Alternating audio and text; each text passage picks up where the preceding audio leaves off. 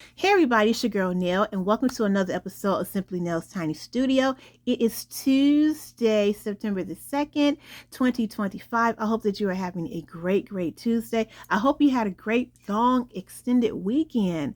Yesterday was Labor Day, so I hope that you had a really great time with your family, enjoying yourself as we get ready to go into the fall winter season.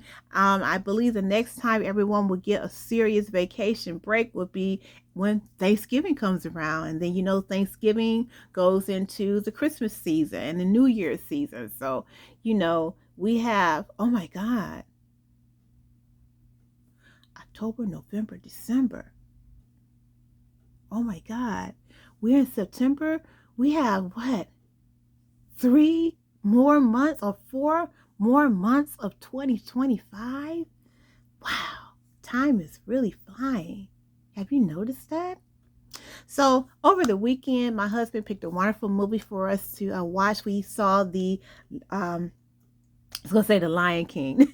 And we saw the Woman King, and it was such a great film. We had meant to see it at the show, but we procrastinated, and my husband wasn't well, and so we weren't able to see the film, but we were able to enjoy it in our home theater. And it was just a wonderful movie. And what a coincidence that the Woman King was about Portugal's participation in the transatlantic slave trade. And I just found out that I am 3% Portuguese. Isn't that interesting? Wow. So I had a really vested interest in seeing how the movie unfolded. I know there was a lot of controversy about the Woman King as far as African tribes such as the Dahomey being involved in the transatlantic slave trade with the Portuguese. But it was a film, it's entertainment. What we can do is, and what I advise anyone is to do your research. I had already been doing research about Portugal and about Africa and certain tribes in Africa, certain countries in Africa. And so, I viewed the movie as entertainment, with a little smidgen of history in it. But I know there were a lot of people who were upset about the movie, about the film, but it was a great film, and I really enjoyed it.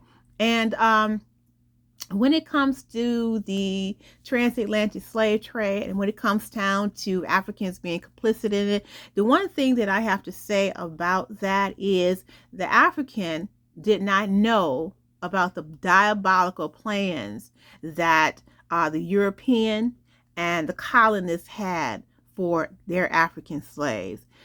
The way Africans saw slavery and the way Europeans and the colonists viewed slavery were two different things. So we cannot, when we talk about the transatlantic slave trade market, we have to talk about it not with the lens of, oh yes, Africans were, Africans traded Africans, so they're just as complicit in this slave trade, this evil as the European and the colonists. No, we cannot say that. No, no. No. I believe that if Africans knew had known some kind of way what slavery meant to the European, what slavery meant to the colonists, and how their brethren were going to be treated, I don't really believe that Africans would have gone. There may have been some who would have continued, but as a whole, I don't think that Africans would have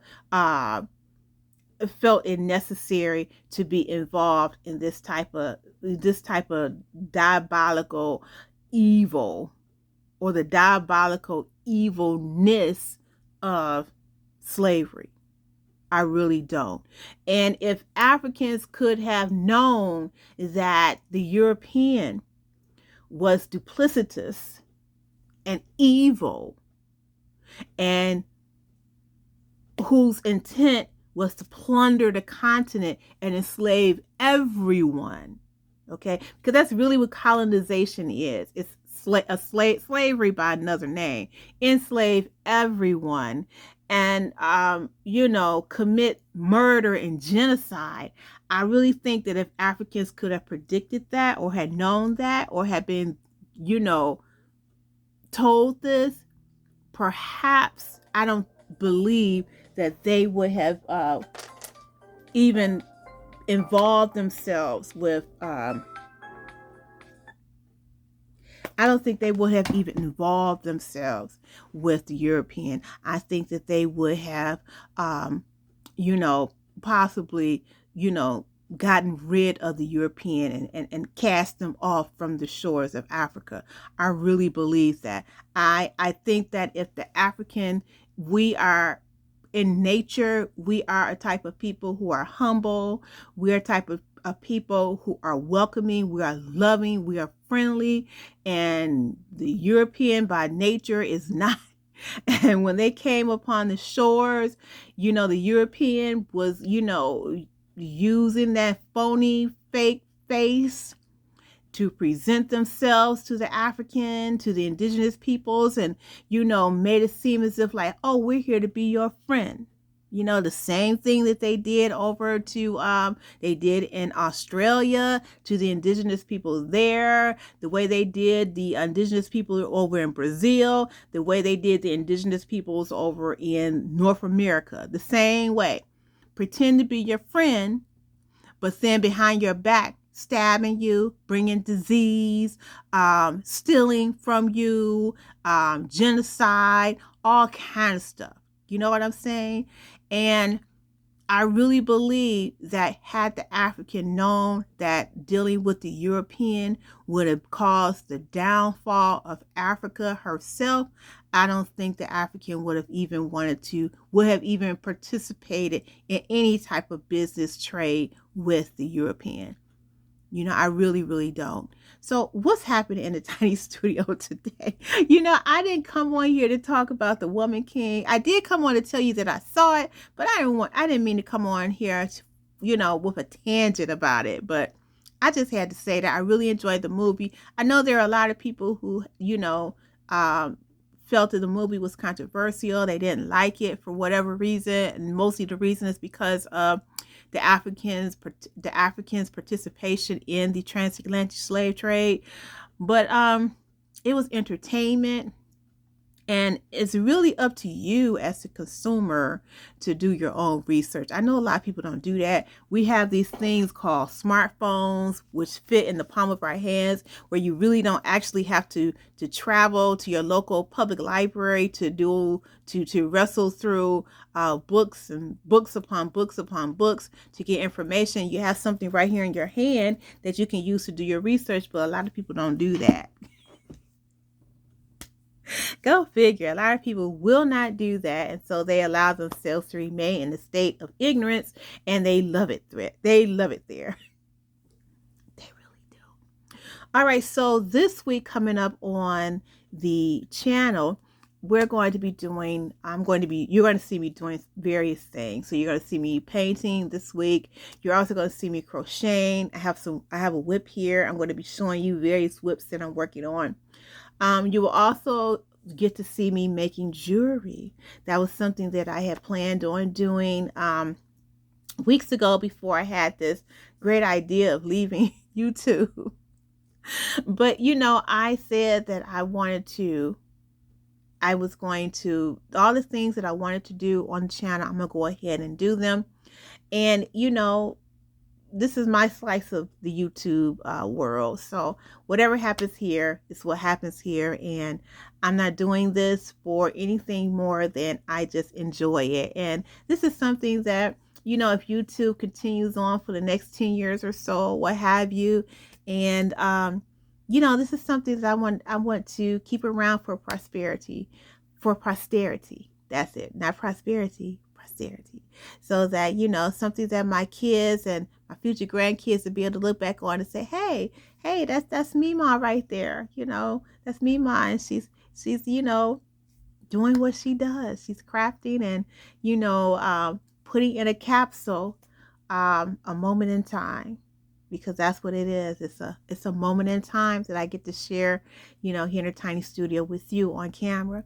So Yes, so this week we're going to, I'm going to show you some whips that I'm going to work on, because usually around this time of year, it starts to, the fall, winter season. I started really thinking about my whips, and I started thinking about the things that I haven't completed that I want to get done. And so I'm going to share with you some of those things this week. Um, I'm going to be finishing up a blanket, a lapghan that I've been working on for about 4 years, child. 4 years. And this week we're going to be working on that blanket while I'm chatting with you. What else? That's the main thing. Oh, yes. And like I said, I'm going to be working on making some jewelry this week. So that video may come up probably on Thursday or Friday. I'm leaning towards Friday when that video will upload of me showing you how to make bracelets. And I don't have any bracelets on, unfortunately, because I was painting and I got paint on my bracelets. And then I was supposed to clean them and put them away, but I misplaced my bracelets. And you know the tiny studio is tiny, but fortunate for me, my husband has some bracelets, some tourmaline bracelets that I like to wear a lot. He has some up there in his jewelry box. And then I have some beads, some semi-precious crystals, and I'm going to be using them to make new bracelets. And I really need them because I don't have any bracelets on. And if you are a regular watcher or viewer of the channel, I usually have on bracelets and I usually have on my crystals. But I don't have any on today. Oh my God. So on that note, I want to show you my blanket that I've been working on, and it's been featured on the channel many times. It is my baked sweet potato crochet lapghan.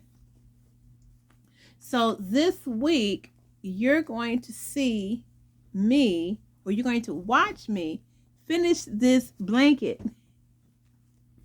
And so I'm letting you hold me accountable of finishing this whip. Now, it's getting ready to be the fall. Well, it is the fall. I mean, even though the 21st hasn't rolled around yet, but it's September. So I want to finish this blanket because I want to put it on my sofa in the great room. So it has you may be saying, why are you calling it the baked sweet potato blanket? Well, that's because when I began working on it, it was for the fall, and the fall of 4 or 5 years ago. And I started looking at the colors, and I realized that, what's that right there? I realized that the colors reminded me of sweet potatoes. And as I continue, it reminded me of sweet potatoes with brown sugar and nutmeg and cinnamon and butter and whipped cream and all the things. And I started calling this blanket my baked sweet potato blanket or lapghan. It started out as a granny square. And when I first started making granny squares, I was really, really bad at it. Okay, let me just be honest with you. I was terrible, but I kept on going. So this was the granny square I started out. Let me see if I can let you see. It started out with this orange square, this light orange square. And then I kept going until I got to this row. I think this is row 6. And I put it away because I didn't know what else I wanted to do, because I was just so happy that it looked good and that it wasn't wonky looking as most of my squares were. And I'm trying to remember. Oh, Lion Brand came out with these beautiful, beautiful yarns called skin tones or skein tones. I think it was called skin tones. it's called skein tones. And they were just so beautiful. And I just loved them so much because they were the color. For me, it looked as if they were the color of blackness. They were different shades of brown. So there was mahogany, there was cinnamon, there was mocha, there was ebony. It was so beautiful. And so I went and I just bought all the colors in the Skein Tone collection by Lion Brand. And I brought them home. And then I said, well, let me incorporate them into this granny square. Let me just make the granny square larger. And that's what I did. I used one whole skein. I think this is the ebony. And then I moved on to, I added, you know, some white there. And then I had some leftover yarn. And I used it for the next row. And then it just continued. And I just continued to add more and more rows or skeins of that Lion Brand yarn that I had, and I just loved it.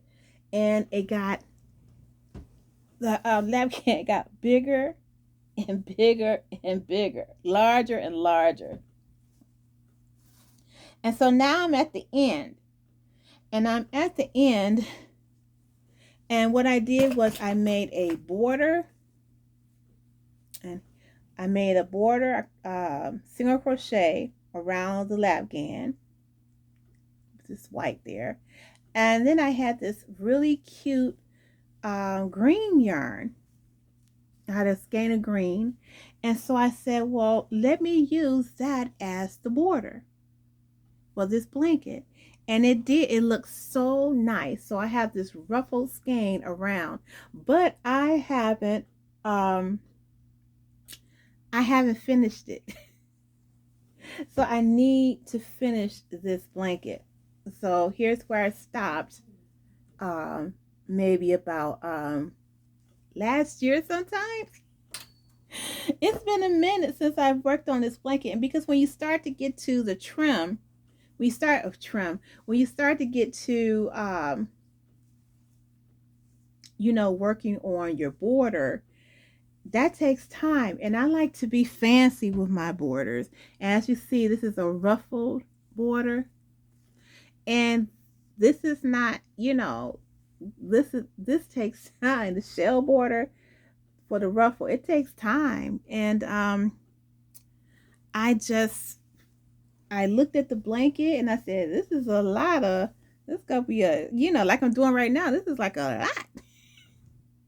But I am going to commit to working on this. I'm not going to give up. I'm going to commit to doing it. So that's what you're going to see me doing this week, is working on this particular blanket.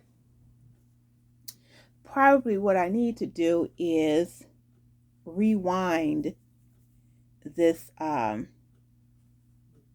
at all that dust coming out here. I need to rewind this skein of yarn, and I'm going to do that today. So that's what's happening in the tiny studio this week. Besides that, you see my broom back there. I found some clove essential oil, and I'm going to be infusing that broom there with my clove essential oil so it can smell nice and, you know, get ready for the fall winter time. Make it smell nice and spicy in here. Cinnamons and cloves and all of those things. So I'm gonna put that on my broom. Remember, I purchased that broom last year around a little before Thanksgiving, and that was a scented cinnamon broom, and that broom used to hang in the foyer of my home.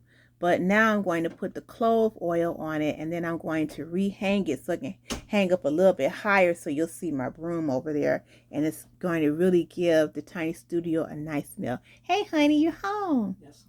Welcome home. Thank you. Yep, so the honey is home. I wasn't going to make this video too long anyway. I just wanted to give you an update of what's happening here in the tiny studio. And then what I also wanted to tell you was, and I'm going to make this brief. I mean, have you been following the Tamar Braxton story? I mean, didn't I already tell you guys what time it was way back in my first, the video I first did about the whole Tamar story about, oh no, I woke up this morning in a pool of blood in all my teeth. Remember that? I mean, and it's turned into this whole big thing, and now she's talking about, oh, I'm going to live on my farm now. You won't see me again, and oh, I'm not going to release my album. No music, new music for me to you. Like anybody cares. But I told you guys what time it was. Sometimes you have to sometimes what you see, you some I I just can't fathom why people react the way they do and why they act the way they do. But when you are a person that is seeking love, you will seek it from any place and you would do anything to get it.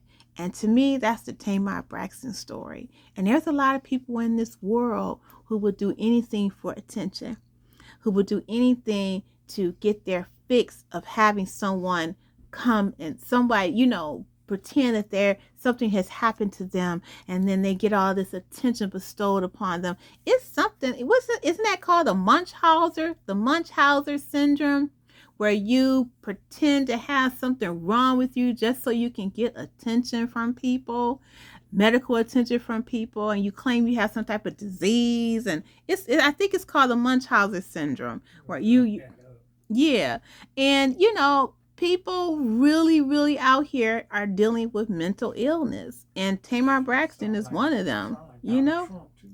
Yeah, people are out here trolling not just for likes, but they're trolling because in their own personal life they need somebody to affirm them, to make them feel as if they are worthy of love. So you have to watch out for that. And celebrities, they thrive on that. Many of them do. They thrive on being in the spotlight, and they will do almost anything to get it and to stay in the spotlight. So you have to be aware of those things, and we have to stop giving all of our power to these celebrities, because they are just people. They go to the bathroom every day just like we do, and it doesn't matter that their bathroom is marble and has gold all over it. They still have to do the same human functions that we do. They're nobody special, and we have to stop feeding the monster of that, enabling these celebrities, because if we don't, they'll have us going every day. We'll be spinning around like a top just like them, because we'll be just as confused. Just as confused. All right, so I'm going to hop on off of here. The hubby is in. I'm thinking he's getting ready to do some painting and relax a little bit. And I am going to get started working on this blanket here. But remember what the week has in store for us. I will let you know in the community chat when I'm going to put the videos up of me making bracelets and designing jewelry here in the tiny studio. So we're going to have a really great September.